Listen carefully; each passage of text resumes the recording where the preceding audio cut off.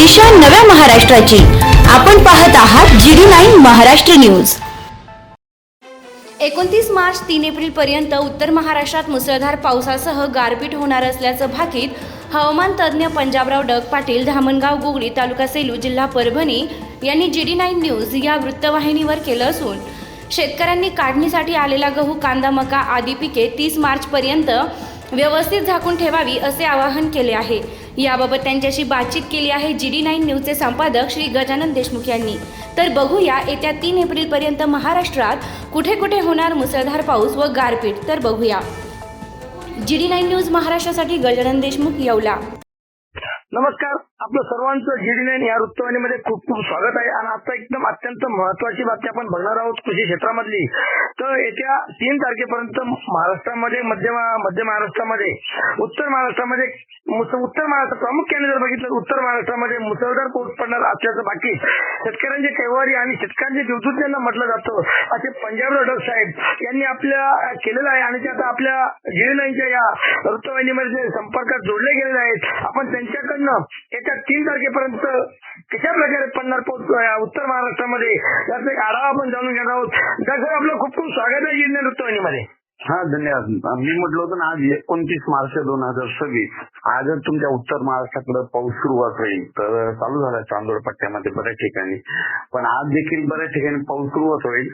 पण 30 मार्च, 31 मार्च आणि 1, 2, 3 एप्रिलच्या दरम्यान काही ठिकाणी अशी गारपीट होईल, कुठं कुठं खूप गारपीट, कुठं पाऊस पडेल, कुठं वारं सुटेल। म्हणून शेतकऱ्यांनी काय करा, उद्या दुपारपर्यंत तुम्ही तुमचे कांदे असेल, गहू असेल, हरभरा असेल काढून झाकून ठेवा, कुटार असेल तर ते देखील झाकून द्या।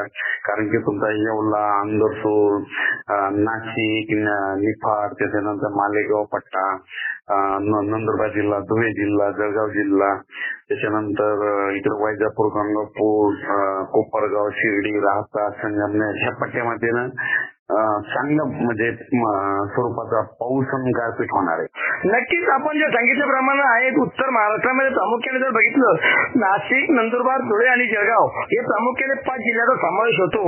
आणि या प्रामुख्याने तुम्ही सांगितलं उत्तर महाराष्ट्रात बघितलं धुळा असेल, जळगाव असेल किंवा आपलं अहिल्यानगर आहे आणि नाशिक जिल्हा आहे, या भागामध्ये गारपीटचं प्रमाण कोणत्या तालुक्यात कशा प्रकारे असणार आहे?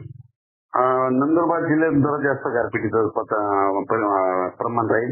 नवापूरच्या पट्ट्यामध्ये, दोंडाईच्या त्या पट्ट्यामध्ये एक चांगलं गारपिटीचं प्रमाण राहील। इकडे चाळीसगाव पट्ट्याकडे एक राहील आणि इकडं वरती एक राहील, समजा सप्तशृंगी गडाकडं तिकडं। अच्छा, वणी म्हणजे आपला नाशिक जिल्हा आला त्यामध्ये। हो, आणि त्याच्यानंतर इकडं येवल्याकडे सुद्धा गारपीट राहील, मालेगाव ह्या पट्ट्यात देखील गारपीट राहील। अच्छा, जर बघितलं तर वास्तविक आता हा पावसाचा जर मोसम नाही, अवकाळी पाऊस म्हणून त्याला मानलं जातं म्हणावं लागेल। पण तसं बघितलं तर वारा आणि याचा वादळाचा कशा प्रकारे असणार आहे या 3 दिवसामधला? याच्यामध्ये काय होणार आहे, जिथं पाऊस नाही पडला तिथं इतकं वारं सुटेल की खूपच वारं सुटेल, असे पत्र उडायची तयारी राहील। आणि काही ठिकाणी अशी गारपीट होईल की काही ठिकाणी लिंबासारखी गारपीट होईल, कुठं बोरासारखी होईल। अच्छा, हो।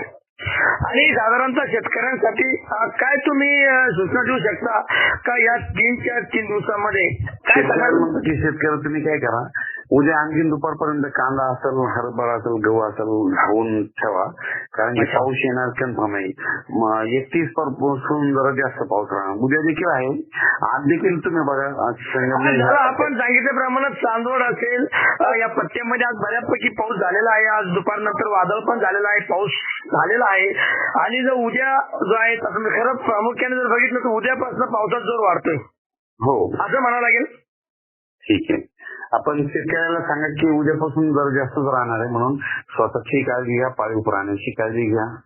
नक्कीच डॉक्टर, आपण आमच्या या GD9च्या वृत्तवाहिनीमध्ये आपण संपर्क करून आम्हाला जी माहिती दिली बळीराजासाठी, तुम्ही एक संदेश दिला, खूप महत्वाचा आहे। आपला असं वेळोवेळी आमच्या बळीराजासाठी आपण संदेश देत राहावं, आमच्या चॅनलच्या माध्यमातून आपण बळीराजापर्यंत पोहोचण्याचा प्रयत्न करू। मी सर्वांना विनंती करेन की आमच्या चॅनलला कोणी लाईक, सबस्क्राईब करत नसेल, कृपया सबस्क्राईब करा, आयकॉन बेलचं बटन दाबा।